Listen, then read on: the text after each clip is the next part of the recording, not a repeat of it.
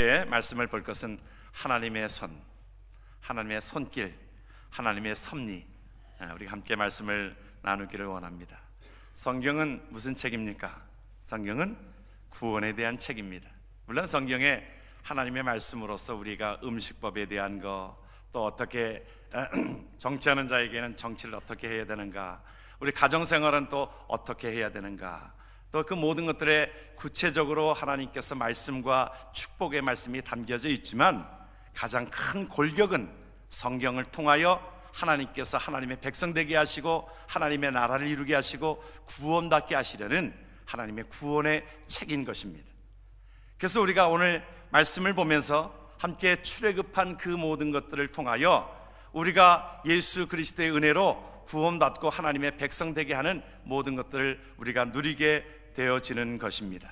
그러면서 우리가 이 출애굽이 이것이 귀중하고 우리에게 복된 은혜의 말씀을 주는 것은, 우리가 여러분들이 함께 말씀을 볼 것은, 우리가 애굽이라고 하는 것은 하나의 세상을 상징하고 있습니다. 그 가운데 그들이 잊어졌던 그 가운데에 하나님께서 그들에게 은혜를 주심으로 이제 가나안 땅을 사모하고 하나님의 나라를 사모하는 그 마음을 우리에게 주심으로 인하여 이제 하나님의 나라의 가나안 땅에 가게 하시려는 하나님의 계획을 우리는 읽고 있습니다. 그래서 우리는 출애굽기를 말하고 있을 때에 이것은 엑소더스, 우리가 이것은 하나의 출애굽, 탈출하는 출애굽이라고 하는 의미를 가지고 있는 것입니다.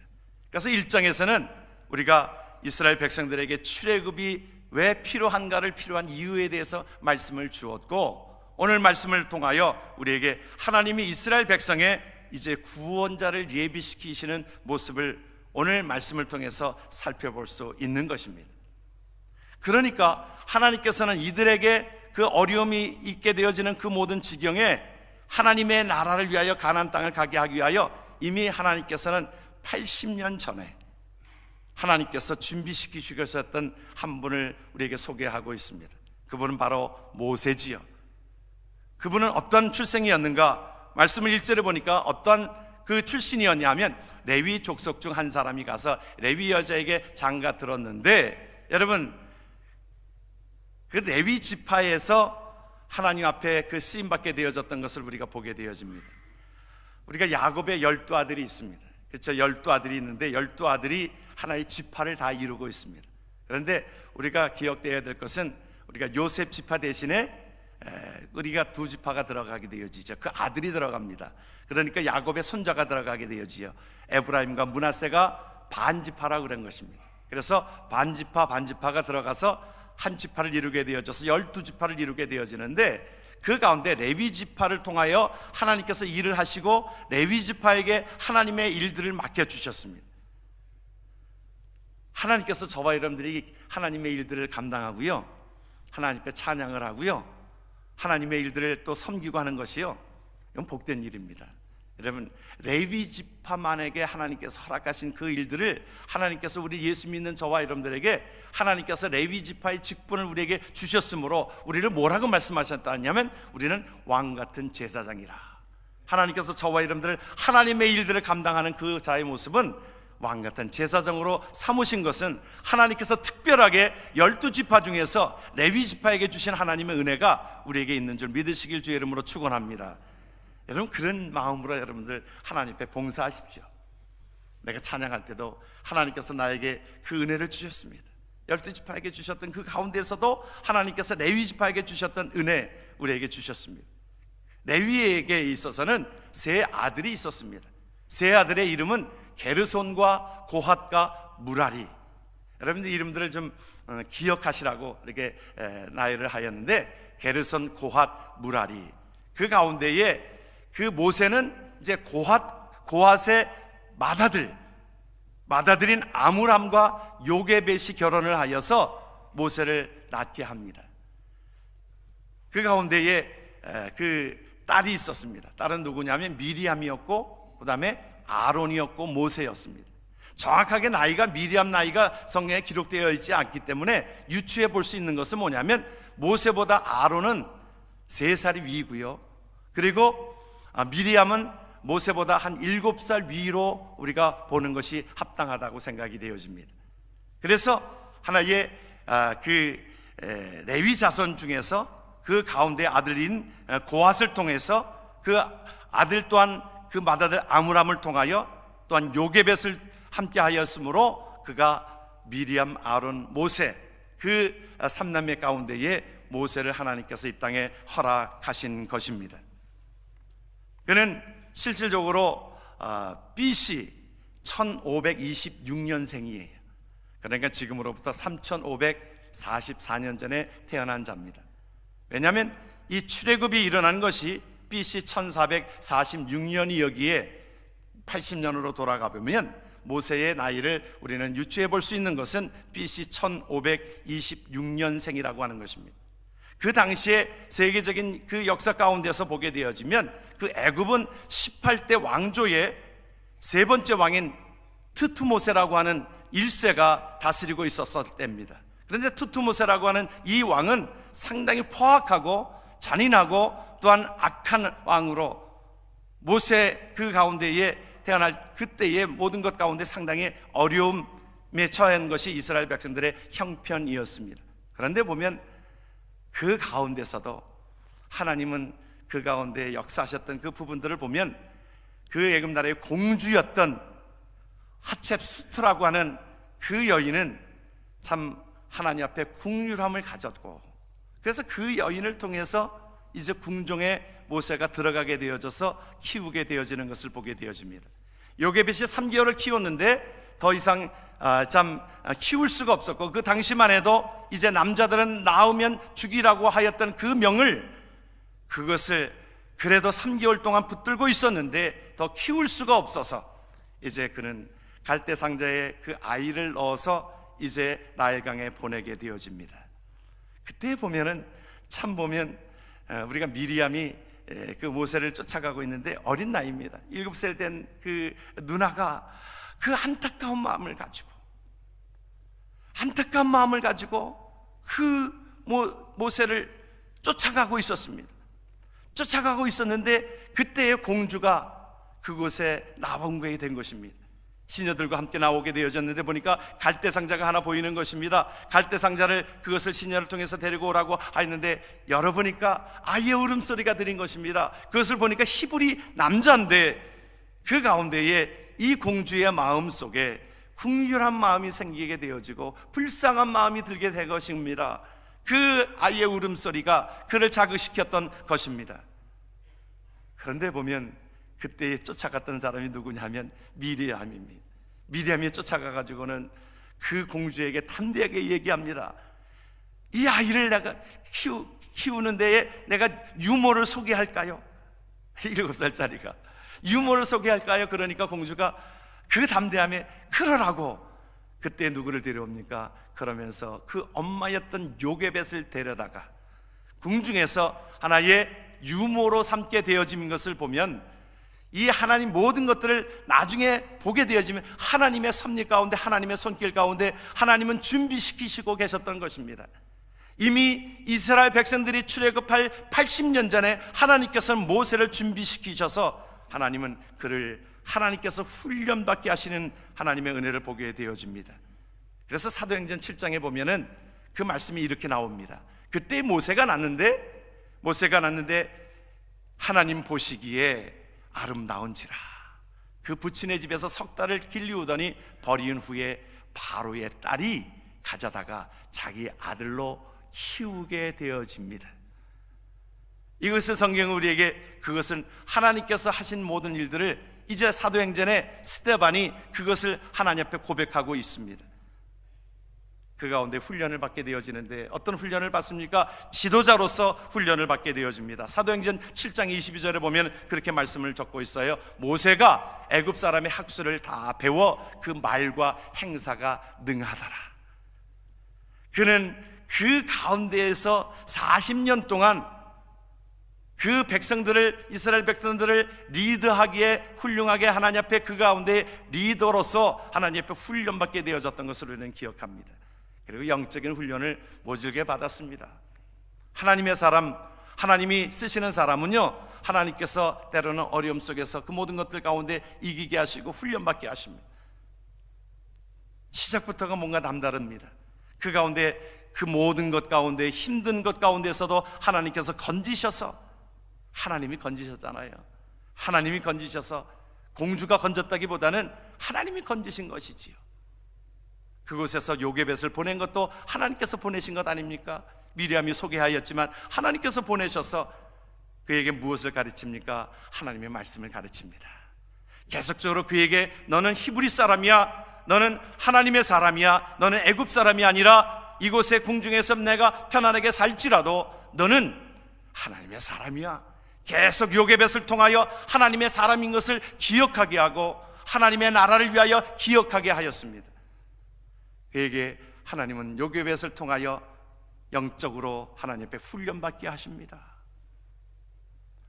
히브리서 11장에는 그것을 뭐라고 표현하고 있냐면, 믿음으로 모세는 장성하여 바로의 공주의 아들이라 칭함을 거절하고 도리어 하나님의 백성과 함께 고난받기를 잠시 죄악의 낙을 누리는 것보다 더 좋아하고 그리스도를 위하여 받는 능력을 애굽의 모든 보화보다 더 큰 재물로 여겼으니 이는 상 주심을 바라봄이라. 하나님께서 저와 여러분들에게 주시는 하나님의 은혜는 바로 여기에 있습니다. 우리에게 있어서 하나님 앞에 모세를 통하여, 여러분 모세의 생애는 그 구분점이 확실합니다. 40년, 궁중에서 40년, 광야에서 40년, 그리고 백성들을 이끌어가면서 소명으로 사명을 감당하는 40년. 여러분 모세에게 있어서 꽃의 인생이라, 꽃을 피우는 인생이라고 하는 그 꽃이라고 하는 것은 어디에 있습니까? 어느 분은 그럴 거예요. 궁중에 있을 때가 꽃이지. 궁중에서 참 그 공주의 아들로 있을 때가 꽃이지. 여러분 우리가 결론을 우리가 압니다. 성경을 보면서 우리는 결론을 다 압니다. 우리는 궁중에 있을 때, 편안하게 있을 때, 그때의 삶이 아니었습니다. 그것은 하나의 훈련의 과정이었습니다. 나중에 40년 하나님 앞에 부르심을 받아서, 하나님 앞에 저와 여러분들이 하나님 앞에 부르심을 받아서 꽃을 피우는 그 인생이, 그것은 무엇이냐면 이는 상 주시는 이심을 바라볼지라. 저와 여러분들이 꽃을 피우는 인생은 우리가 어떤 편안했던 시절도 아니요, 즐거웠던 시절도 아니요, 우리가 어떤 힘든 광야의 생활도 아니요, 우리에게 있어서는 사명을 감당하여서 생명을 살리는, 이스라엘 백성들을 살리는, 가나안 땅으로 인도하게 되어지는 그 삶이 꽃이라고 믿어진다라고 하면, 우리의 생애 가운데서도 우리의 생애를 돌아보건대 우리의 3분의 1이 간 분도 계실 것입니다. 3분의 2가 가신 분도 계실 것입니다. 우리가 그렇다고 하면 이제 꽃 피우는 시간들, 저와 여러분들에게 하나님 앞에 상 주시는 이심을 바라보며 하나님 앞에 꽃 피우는 인생으로 나아가기를 주의 이름으로 축원합니다. 그 가운데 하나의, 이제 궁중에서 40년의 훈련 생활을 끝나고 나서 광야 생활을 시작함에 있어서 한 사건이 그에게 새로운 하나의 도전이 되어집니다. 그는 히브리 사람을, 그것을 히브리 사람으로 살아왔기 때문에 궁중에서도 히브리 사람을 괴롭히는 그 애굽 사람을 미워하고 그를 죽이게 되어집니다. 그 사건으로 인하여 광야 생활 가운데서 그 가운데에 40년을 보내면서, 또한 그 가운데 자녀를 낳고 또 십보라를 얻게 되어짐으로 인하여 가정을 이루게 되어지면서 그곳에서 새로운 훈련의 과정들을 보게 되어집니다. 그것이 하나님 앞에 되어져 가는 요셉의 하나의 모세 가정인 것입니다.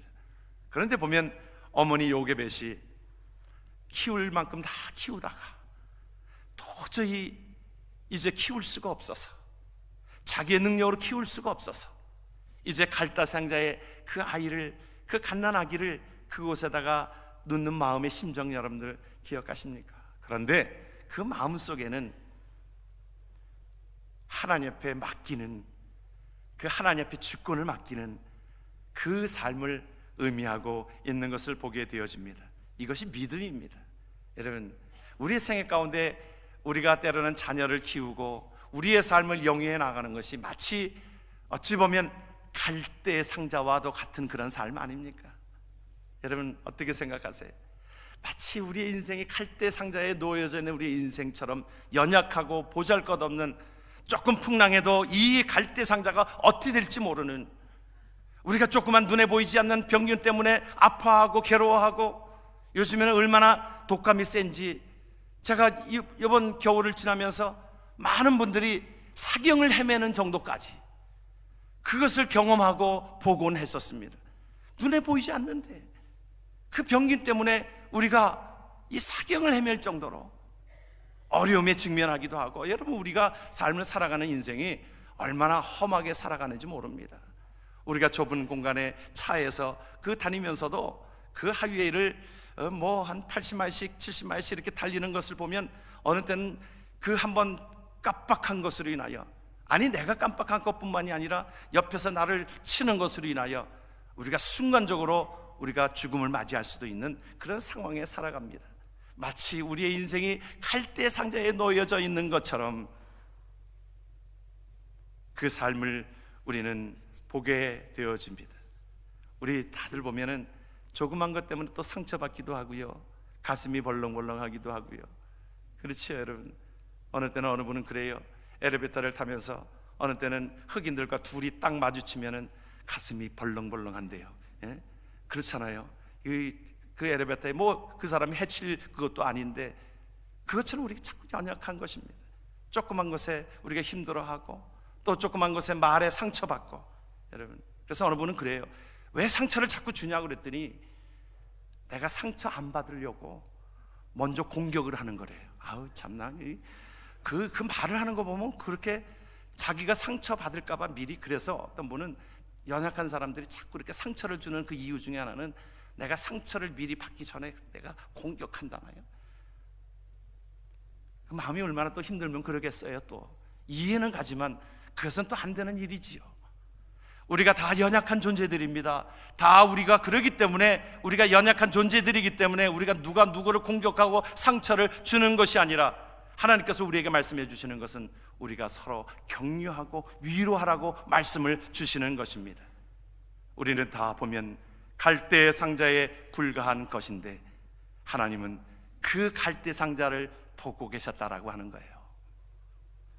그 모든 것을 이제 요게벳은 그 갈대 상자를 보내면서 마음이 안타까운 마음을 가지고 이 모든 것들은 하나님 앞에 주권 속에 맡기는 그 인생이었는데 그것을 하나님께서는 보고 계셨다라고 하는 겁니다. 여러분, 갈대 상자가 뭐가 얼마나 온전하겠어요? 조금 바람이 불어서 파도가 질면 이것이 이에 넘어지고 이제 숨이 끊어지는 그 지경에 있는 모습 아닙니까?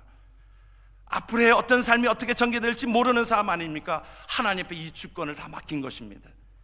여러분, 우리의 삶이 다 갈대 상자와 같이 그 안에 놓여져 있는 인생이지만 우리는 하나님 앞에 맡겨놓았을 때 하나님께서 우리의 삶을 인도하시고 우리의 삶을 보살피시는 하나님인 것을 믿으시길 주의 이름으로 축원합니다. 그래서 시편 37편은 우리에게 이렇게 고백합니다. 같이 한번 말씀을 봅니다. 같이 한번 말씀을 읽습니다. 내 길을 야훼께 맡기라. 그를 의지하면 그가 이루신다. 믿으면 아멘 하십시다. 여러분, 우리의 인생은 하나님께서 우리에게 그냥 어쩌다 우리 인생에 온 것이 아니라 하나님의 계획 속에 이 땅에 오게 하셨고 하나님을 믿게 하셨고 하나님의 은혜 가운데 나아가게 하는 하나님의 은혜가 있다라고 하면 하나님께서 우리의 삶을 인도하고 계십니다. 갈대 상자를 하나님이 보고 계셨던 것입니다. 그러므로 하나님 앞에 저와 여러분들의 삶이 오로지 하나님 앞에 드려지는, 하나님 앞에 맡기는 인생 되어지기를 주의 이름으로 축원합니다. 우리 복음성 가족에 주는 평화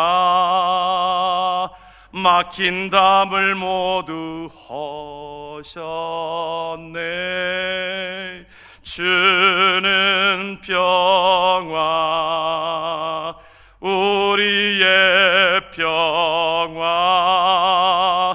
염려 다 맡겨라. 주가 돌보신다. 주는 평화 우리의 평화. 우리의 삶 속에 우리가 풍랑이 일고 정말 보잘것없고 그러한 갈대 상자에 불과하지만 하나님은 우리를 보시고 기억하시고 하나님의 은혜 가운데 나아가게 하는 것을 우리는 믿어야 할 것입니다.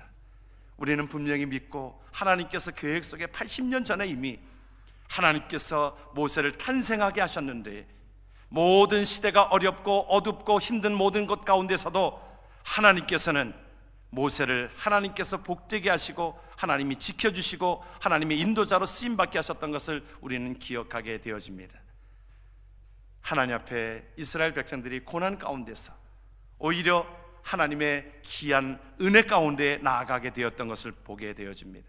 시편 기자는 그렇게 고백합니다. 고난 당한 것이 내게 유익이라. 이로 말미암아 내가 주의 율례들을 배우게 되었나이다.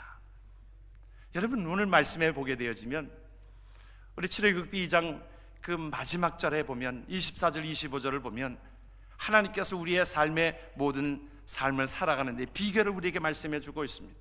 같이 한번 말씀을 보기를 원합니다. 같이 한번 말씀을 읽습니다. 이스라엘 자손은 고된 노동으로 말미암아 탄식하며 부르짖으니 그 고된 노동으로 말미암아 부르짖는 소리가 하나님께 상달된지라. 하나님이 그들의 고통 소리를 들으시고 하나님이 아브라함과 이삭과 야곱에게 세운 그의 언약을 기억하사 하나님이 이스라엘 자손을 돌보셨고 하나님이 그들을 기억하셨더라. 오늘 말씀해 보면 세 개의 동사가 나옵니다. 핵심되어지는 것은 뭐냐면 그들이 고통이 심하고 그럴 때 어떻게 하였다고 그랬어요? 부르짖었다고 그랬어요. 부르짖었다고 그랬어요. 하나님 앞에 부르짖었습니다. 부르짖었으므로 하나님이 어떻게 하셨다고 그래요? 들으셨고, 마지막 절에 보니까 하나님이 그들을 기억하셨다. 여러분, 우리가 하나님 앞에 이 동사 세 가지를 여러분들이 기억하시기를 바랍니다. 부르짖었고, 하나님이 들으셨고, 하나님이 우리의 삶을 기억하셨더라. 여러분, 이것이면 되잖아요. 여러분, 이것이면 되는 것 아닙니까? 그러기에 하나님 앞에 기도하는 그 인생은 하나님의 은혜 가운데 하나님께서 들으시고 기억하시는 인생이 되어지는 줄 믿으시길 주의 이름으로 축원합니다. 우리의 인생은 이것이 전부인 것입니다. 창조주 하나님 앞에 우리가 부르짖고 그것을 주님께서 들으시고 우리의 삶 한 사람 한 사람을 하나님께서 기억하심으로 하나님께서 필요에 따라서 우리에게 공급해 주시는 하나님의 은혜를 기억하는 것입니다. 여러분, 황새 이야기를 아십니까? 황새는 그 많은 큰 날개를 가지고 하늘을 창공하여 날리는 그 황새는 새끼를 키울 때 그렇게 키운답니다. 새끼를 위해서 날쯤 돼가지고 보면 둥지를 만드는데 보면 하나씩 물어다가 둥지를 만들잖아요. 둥지를 만들고 거기에다 알을 넣고 그 알을 품고 새끼가 나게 되어지면 그곳에 또 정성 들여서 먹을 것을 갖다가 공급한답니다. 계속, 원래 이 조류학자들은 그거 연구하는 겁니다. 조류학자들은 그것을 연구하였는데 계속 정성스럽게 먹이고 또 비가 오면 그것에 젖지 않도록 날개를 펴서 그것을 가리워주고 정성스럽게 그렇게 먹이다가 이제 새끼가 좀 어느 정도 자라게 되어지면 그 둥지를 헐답니다. 둥지를 헐어버린다는 거예요. 그리고서는 둥지를 헐어버리고 3일 동안 굶긴답니다. 그래서 팻한 것을 좀 빼게 해서 그 새끼를 데리고 이 하늘 높이 올라간다는 거예요. 그리고서는 그 새를 떨어뜨린답니다. 그러면 새가 그냥 그 황새 새끼가 죽겠다라고 떨어집니다. 그냥 떨어진대. 그럼 밑에 가서 황새 어미가 그것을 탁 날개 위에다가 얹은답니다. 그리고 그냥 두지 않고 또 올라가서 탁 떨어뜨린다는 거예요. 그러면 떨어지지 않으려고 이제는 날갯짓을 치면서 어느 순간에 자기가 날개가 있다라고 하는 것을 지각하기 시작한다는 거예요. 날개도 있구나. 내가 떨어지는 것에 그냥 추락하는 것이 아니라 날개를 피니 이제 내가 창공을 향하여 날아다닐 수 있는 귀한 새의 존재로 바뀌게 되어진다는 것입니다. 그러면서 그 어려움 속에서 그 창공에서 그를 떨어뜨릴 때마다, 고난 속에서 그를 떨어뜨릴 때마다 자기에게 있어서는 나에게 날개가 있구나. 이것으로 인하여 내가 둥지 위에 머무는 그 새의 인생이 아니라 내가 하늘을 창공을 날리면서 헐헐 먼 곳을 보면서 자유롭게 날아다니면서 이제 내가 먹이를 찾아다니는 그 모습으로 변해지게 되어진다는 것입니다. 여러분, 우리가 하나님 앞에 때로는 고난을 당하고 힘든 시간들을 보내고 있지 않습니까? 그럴 때마다 하나님께서는 우리에게 말씀합니다. 너에게는 기도의 날개가 있다. 기도의 날개가 있다. 어려움을 당할 때마다 하나님 앞에 부르짖을 때에 하나님은 들으신다. 그것으로 인하여 하나님께서 너를 기억하신다라고 말씀하고 있는 것이 하나님께서 우리에게 주시는 하나님의 말씀인 것입니다. 하나님 앞에 요게벳이 그 아이를 보내면서, 그 모세를 보내면서, 갈대상자에 들어있는 아이를 보내면서 어떻게 하겠어요? 간절히 기도하지 않았습니까? 간절히, 어느 분은 그래요, 간절이라고 하는 것이 간이 저릴 정도로 그렇게 기도하는 것이 간절히 기도하는 것이라. 하나님 앞에 초대교회에 베드로가 옥에 갇혔을 때에 하나님 앞에 온 성도들이 간절히 하나님 앞에 기도하였더니 옥문이 열리게 되어지고 하나님 앞에 기억하는 그 베드로가 나오게 되어졌던 것을 우리는 기억하게 되어집니다. 오늘 하나님께서, 모세는 지금 죽을 지경으로 떨어지고 있지만 그와 함께한 자들의 기도로 말미암아 하나님은 그의 기도를 들으시고 기억하셨던 삶을 우리는 기억하게 되어집니다. 어려움이 올 때에 우리 삶은 그렇습니다. 어려움이 올 때에 비로소 하나님 앞에 기도하는 것을 우리가 찾아갑니다.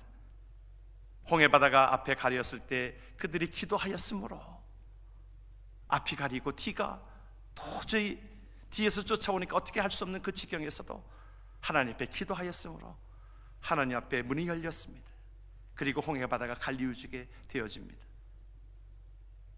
십자가라고 하는 예수 그리스도의 십자가의 죽으심으로 말미암아, 그 고난으로 말미암아 하나님께서 주시는 부활을 경험하게 되어지는 것을 우리는 보게 되어집니다. 그러므로 하나님의 섭리 가운데, 하나님의 손길 가운데 나아가게 되어지는 것을 체험하는 것이 하나님의 백성의 모습인 것입니다. 욥기는 우리에게 그렇게 말씀합니다. 나의 가는 길을 그가 아시나니 그가 나를 단련하신 후에는 내가 정금같이 나오리라. 하나님은 이러한 분이십니다. 우리를 하나님께서 정금같이 나오게 하시고 생명같이 나오게 하시고 승리하게 하시는 삶을 위하여, 하나님의 나라를 자유롭게 날아다니는 그 삶을 위하여 하나님께서는 때로는 고난도 필요한 곳에 고난을 있게 하시고 그것을 통하여 부르짖게 하시고 하나님이 들으시고 하나님이 기억하시는 삶이 저와 여러분들 속에 넘쳐나기를 주의 이름으로 축원합니다. 그러므로 우리가 고난을 당할 때에도 우리가 기뻐할 수 있는 은혜가 여기에 있는 것입니다. 우리 지난 주간에 우리 빌립보서를 보면서 그러한 은혜를 받지 않았습니까? 고난 중에서도 내가 기뻐한다. 왜 그렇습니까? 그 비결이 빌립보서 4장의 비결이 나와 있기에 저와 여러분들이 이 말씀을 우리가 함께 고백함으로 말씀을 마치기를 원합니다. 우리가 말씀을 봅니다. 아무것도 염려하지 말고 다만 모든 일에 기도와 간구로 너의 구할 것을 감사함으로 하나님께 아뢰라. 그리하면 모든 지각에 뛰어난 하나님의 평강이 그리스도 예수 안에서 너의 마음과 생각을 지키시리라. 아멘. 기도합니다.